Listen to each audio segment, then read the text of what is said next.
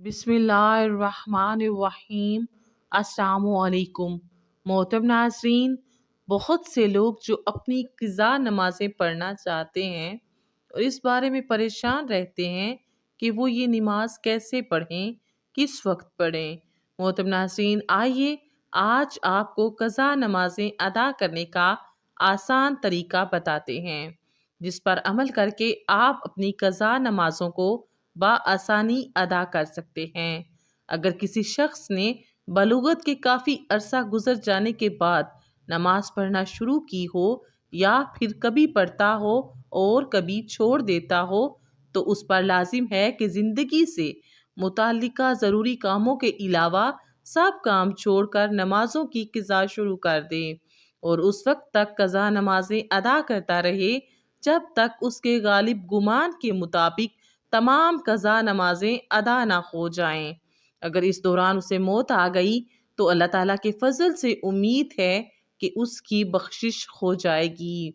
अल्लाह पाक इरशाद फरमाता है, और जो शख्स भी अपने घर से अल्लाह और उसके रसूल सल्लल्लाहु अलैहि वसल्लम की तरफ हिजरत करते हुए निकले, फिर उसके रास्ते में ही मौत आ पकड़े, तो उसका अजर अल्लाह के ज़िम्मे साबित हो गया और अल्लाह बड़ा बख्शने वाला मेहरबान है।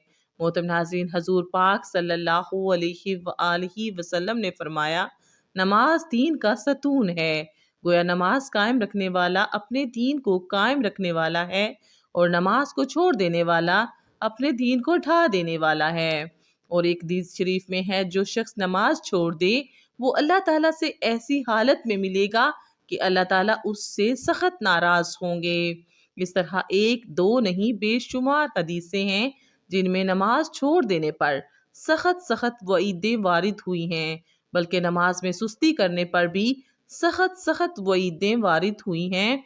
और जिस चीज़ पर वईद वारिद हो या अल्लाह ताला की नाराज़गी होती हो, वो गुनाह का काम होता है। इसलिए हमें हर हाल में वक़्त पर नमाज अदा करनी चाहिए।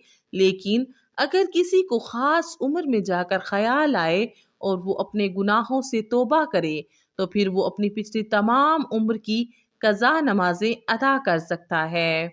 मर्दों औरतों को उस वक़्त से नमाजें क़ज़ा होने का हिसाब लगाना चाहिए जब से वो बालिग हुई। लेकिन अगर किसी को अपनी उम्र के बालिग होने का सही पता ना चले, तो फिर उलमा कराम ने औरत के बालिग होने की उम्र 9 साल और मर्द के बालिग होने की उम्र 12 साल बताई है। उम्र बलूगत से लेकर उस वक़्त तक जब तक वो अपनी क़ज़ा नमाजों को अदा करना चाहता है, उस वक़्त तक सब नमाजों को अदा करना उस पर फ़र्ज़ है। मुसलमान पर हर रोज़ 20 रकातें फ़र्ज़ हैं।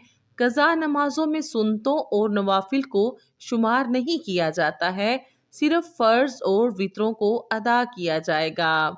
फजर की नमाज के 2 फ़र्ज़, ज़ोहर के 4 फ़र्ज़, असर के 4 फ़र्ज़, मगरिब के नमाज के 3 फ़र्ज़ और इशा की नमाज के 4 फ़र्ज़ और 3 वितर की नमाज अदा की जाएगी। इसके अलावा जो सुन्नतें और नवाफिल क़ज़ा हो गए हैं, उन क़ज़ा नमाजों की नीयत उसी तरह की जाएगी। नीयत दिल की होती है। अगर हम ज़ुबान से नीयत का इज़हार करना चाहते हैं, सबसे पहले फजर की क़ज़ा नमाज के वास्ते अल्लाह ताला के काबे की तरफ मुंह करके अल्लाहु अकबर। क़ज़ा नमाजों के अदा करने की तरतीब: फजर, ज़ोहर, असर, मगरिब और इशा के फ़र्ज़ और वित्रों की जब भी नियत करेंगे, सबसे पहले जो क़ज़ा होने वाली नमाजें हैं उसकी नियत करते हैं। नियत इस तरह कीजिए, मसलन सबसे पहली फजर जो मुझसे क़ज़ा हुई और अभी तक उसको अदा नहीं किया, उसको अदा करता हूँ। हर नमाज में इसी तरह नियत कीजिए। जिस पर बकसरत क़ज़ा नमाजें हैं, वो आसानी के लिए अगर यूं भी अदा करे तो जायज़ है कि हर रकू और हर सजदे में 3-3 बार सुबहान रब्बियल अज़ीम, सुबहान रब्बियल अला की जगह सिर्फ एक बार कहे। मगर ये हमेशा और हर तरह की नमाज में याद रखना चाहिए कि जब रुकूह में पूरा पहुंच जाएं, उस वक़्त सुबहान का सीन शुरू करें और जब अजीम का मीम ख़त्म कर चुके, उस वक़्त रुकूह से सर उठाए।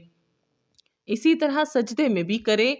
एक तखफीफ यानी कमी तो ये हुई اور دوسری یہ کہ فرضوں کی تیسری اور چوتھی رکعت میں الحمد شریف کی جگہ فقط سبحان اللہ 3 بار کہہ کر رکوع کر لے، مگر وتر کی تینوں رکعتوں میں الحمد شریف اور سورت دونوں ضروری پڑھی جائیں۔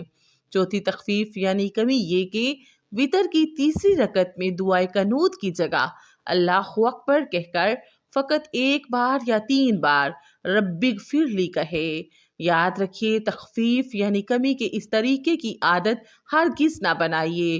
معمول کی سنتیں نماز کے مطابق ہی پڑھیے اور ان میں فرائض و واجبات کے ساتھ ساتھ سنن اور مستحبات و آداب کی بھی رعایت کیجیے۔